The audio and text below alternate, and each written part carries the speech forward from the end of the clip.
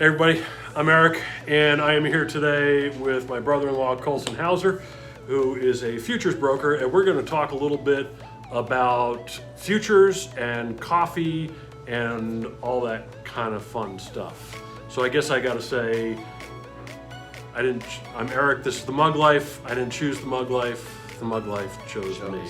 There you go. Right.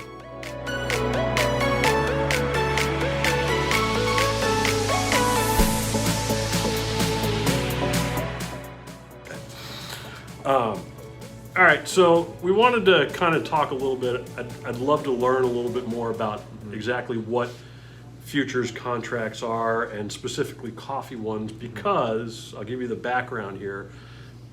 What I keep getting are kind of, I'll say clickbaity articles that come up that say stuff like, the cost of your coffee cup is going to get more expensive, and blah, blah, blah, blah, blah. And I really don't believe them a whole lot. We talked a little bit about how previously those contracts, those numbers don't translate down to your actual coffee cup very well. Mm-hmm. But I wanted to get a little bit more in depth about what coffee contracts are. Yeah. Can you give me a real basic overview of what a futures contract is? I'll do my best. Yeah. So a futures contract, in the simplest terms, was something that came about actually like hundreds of years ago. I think they were using these sorts of things. Okay. It's like, think about like a predetermined agreement between a buyer doing? a seller. And good to see you, Jen. Hello. I'm picking up. Oh, do I just grab it out there? If it's a pickup order, yeah. That's it? Hi. I'm good. How about you? Good. I saw Mom So out the there. rabbi says to the priest. Yeah, I'll go out here with you. Hey, Krista, why don't you just close that door? Oh, okay. And we can. Because you don't want people like me walking. So let me take it back. I'll ask the question, what is a futures contract, and we can kind of go from there. See. And see. So can you tell me, just on a very basic level, what is a futures contract? Sure, we'll try. A futures contract actually goes back many, many years to the farming and agricultural world, of which coffee is one of those things. Been around for hundreds or thousands of years almost, right? Yeah, absolutely.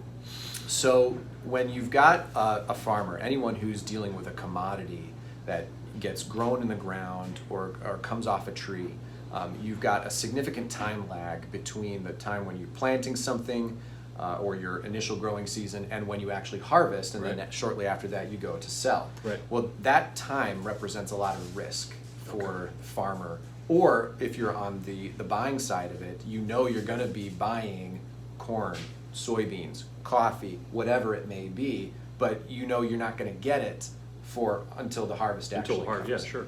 And so there's a lot of time risk while the commodity actually grows. Okay. This is where futures contracts come into play. So By time risk, you mean while the thing's growing, a lot of stuff can happen? a lot of stuff, exactly. I mean, weather, Exactly. pest, all that. Okay. Weather, geopolitical stuff, Gotcha. the demand for a product could fluctuate significantly. A mass pandemic?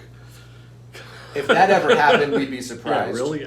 Shocking. Yeah, but exactly. So a lot can happen between the time you put a seed in the ground and the time you're actually harvesting something and then going to sell it. So what a farmer will do, whether it's coffee, cocoa, corn, soybeans, wheat, whatever stuff it is, they will use a futures contract to help offset that risk. Gotcha. The farmer can sell futures in an effort to mitigate that risk. Someone who is on the other side of that, who knows they're going to buy eventually, maybe like a housing contractor might need to buy lumber or copper actually, they will buy futures contracts to help hedge their risk. And so this is an excellent way for the whole system to deal with a significant amount of unknown risk. Gotcha. That kind of risk then gets transferred to other participants, people who have nothing to do with the actual commodity. They come in, they're what's called like a speculator. Okay. You don't have to have anything to do with coffee per se to deal with coffee futures. They will come in, they will take that risk that the coffee farmer's trying to unload. They will take on that risk because they think based on their educated guesses, that the price of coffee might be going up or it might be coming down. So I've got somebody, a speculator, who's buying a contract from a farmer, essentially, betting whether, not betting, I shouldn't say that, but speculating. There's risk in it, so yeah, it's like a bet Speculating sometimes, yeah. whether or not the price of that contract is going, or the price of that coffee is going to go up or go down over a Right. period of time. Okay. Right. That's, yeah, and then when you make it a more standardized financial instrument, Right. the industry uses what's called an exchange in the middle of these buyers and sellers so that a farmer doesn't actually have to go out and find someone to take the other side of this transaction. They're doing it at the commodities exchange. Yeah, or exactly. something That's like what, that. you know, if we're in the Electronically Chicago or- area, so you may have heard the Chicago Board of Trade or Right. Chicago Mercantile Exchange. Yeah, that facilitates and makes this whole thing much more efficient so that Right. there's the price of a commodity is easily discoverable Right. with supply demand factors and people buying and selling, and then also it helps counterparties not worry about the risk of their counterparty. Gotcha. Because if you were to go buy coffee from somewhere, as you know, there's counterparty Yeah, risk. a whole bunch of stuff can happen. Yeah, a whole bunch of stuff can happen, yeah. So specifically, when I'm talking, so they call it a contract because there is literally a standardized contract, yeah. a legal contract with words that's written that describes what this thing is. Mm-hmm. When we're talking about coffee contracts, what is in a coffee contract? Like how much coffee? Sure. Where is it? Like a particular type of coffee? Is it specialty coffee? Is it commodity stuff? Mm-hmm. Sure. Do you know? Yeah, so there's a couple of main coffee futures contracts out there. So if you're gonna go, if you see on the news site, oh, coffee futures are at X price today. Yeah.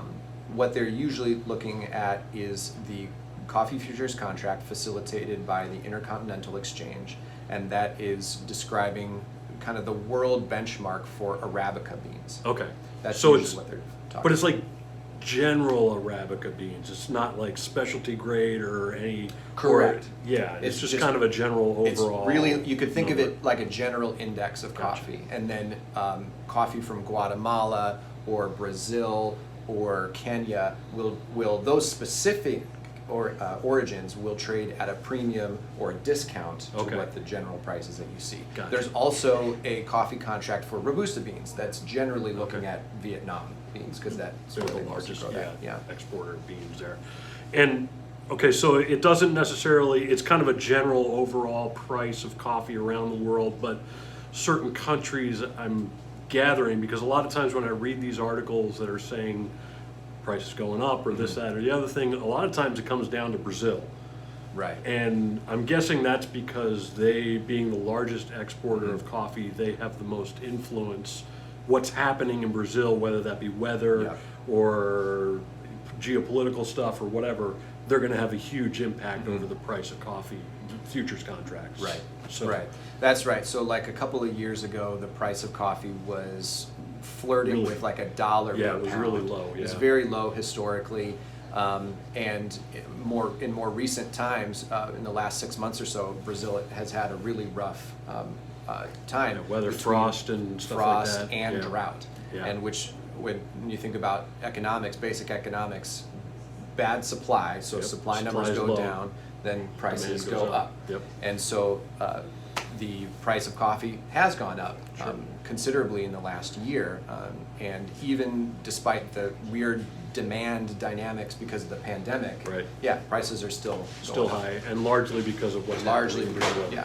Okay. But you're right that like if you're buying specifically from Kenya or specifically from Sumatra, those individual places, they've got their own supply They've got their own dynamics. supply, yeah, that's true. So, and then a coffee contract, I'm not gonna go out and buy a coffee contract because it's like, it's for a lot of coffee.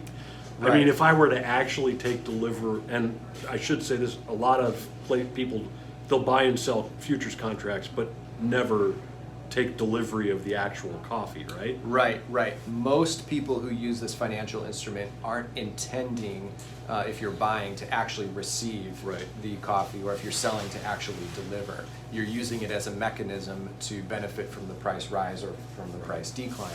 And like one contract is a lot of, I think I It's- looked it up, it was, Kind of like a truckload, it's basically. like 37,000 pounds of coffee. I Yeah, was like, it's a that's- lot, and that's just one. Yeah.